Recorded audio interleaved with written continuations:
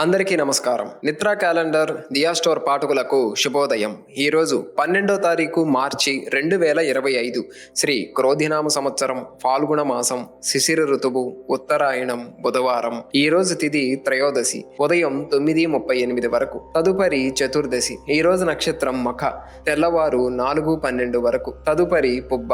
ఈరోజు ద్వాదశ రాశుల వారి రాశి ఫలాలు ఏ విధంగా ఉన్నాయో తెలుసుకుందాం. ముందుగా మేషరాశి. కుటుంబ పెద్దల ఆరోగ్య విషయంలో వైద్య సంప్రదింపులకు చేయవలసి వస్తుంది. దైవ సేవా కార్యక్రమాలలో కుటుంబ సభ్యులతో పాల్గొంటారు. దూర ప్రయాణ సూచనలు ఉన్నవి.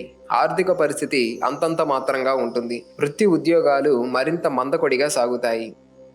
తదుపరి వృషభ రాశి. దూర ప్రయాణాలు చేయవలసి వస్తుంది. చేపట్టిన పనులు సకాలంలో పూర్తి కావు. ఇంటా బయట కొందరి ప్రవర్తన కొంత చికాకు కలిగిస్తుంది. ఆర్థిక వ్యవహారాలు నిరుత్సాహపరుస్తాయి. ఆరోగ్య విషయంలో అశ్రద్ధ చేయటం మంచిది కాదు. వృత్తి ఉద్యోగాలలో అధికారులతో జాగ్రత్తగా వ్యవహరించాలి.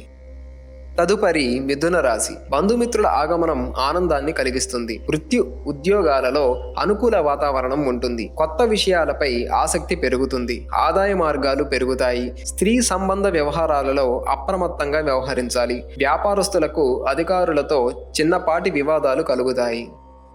తదుపరి కర్కాటక రాశి. కుటుంబ వాతావరణం ప్రశాంతంగా ఉంటుంది. పాత బాకీలు వసూలవుతాయి. వృత్తి ఉద్యోగాల్లో మీ పనితీరుతో అందరినీ ఆకట్టుకుంటారు. వ్యాపారాలు లాభసాటిగా సాగుతాయి. శత్రువులు కూడా మిత్రులుగా మారి సహాయపడతారు. సమాజంలోకి కీర్తి ప్రతిష్టలు పెరుగుతాయి.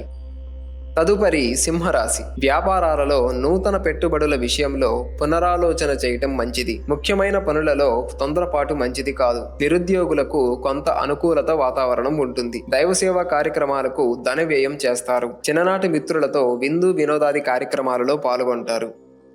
తదుపరి కన్యరాశి. దైవసేవ కార్యక్రమాల పట్ల ఆసక్తి పెరుగుతుంది. ఇంటా బయట పని ఒత్తిడి అధికమై సమయానికి నిద్రాహారాలు ఉండవు. వ్యాపార విస్తరణ ప్రయత్నాలు ఫలిస్తాయి. ఇతరులకు ధనపరంగా మాట ఇచ్చే విషయంలో కొంత ఆలోచించి ముందుకు సాగడం మంచిది. విద్యార్థులు పోటీ పరీక్షలలో విజయం సాధిస్తారు.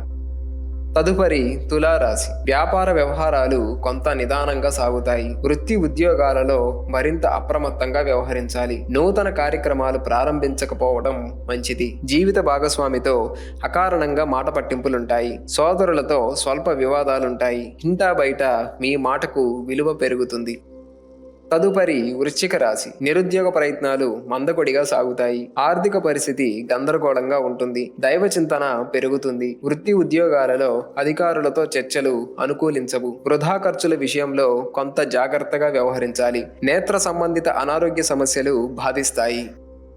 తదుపరి ధనుస్సు రాశి. వృత్తి ఉద్యోగాలలో పదోన్నతులు పెరుగుతాయి. కుటుంబ సభ్యుల నుండి ఆశించిన ధన సహాయం అందుతుంది. వ్యాపారాలు విస్తరించి నూతన లాభాలు అందుకుంటారు. నిరుద్యోగులకు అధికారుల అండదండలతో నూతన అవకాశాలు పొందుతారు. దూర ప్రయాణాలు లాభసాటిగా సాగుతాయి.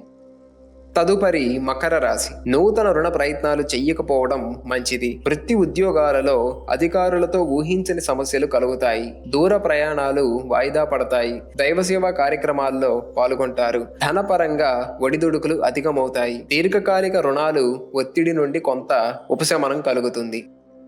తదుపరి కుంభరాశి. ప్రముఖుల నుండి అరుదైన ఆహ్వానాలు అందుతాయి. మిత్రుల నుండి ఆశించిన ధన సహాయం పొందుతారు. వృత్తి వ్యాపారాలు లాభసాటిగా సాగుతాయి. చేపట్టిన పనులు సకాలంలో పూర్తవుతాయి. కుటుంబ సమస్యలు రాజీ చేసుకుంటారు. ఉద్యోగమున ఆశించిన మార్పులు ఉంటాయి.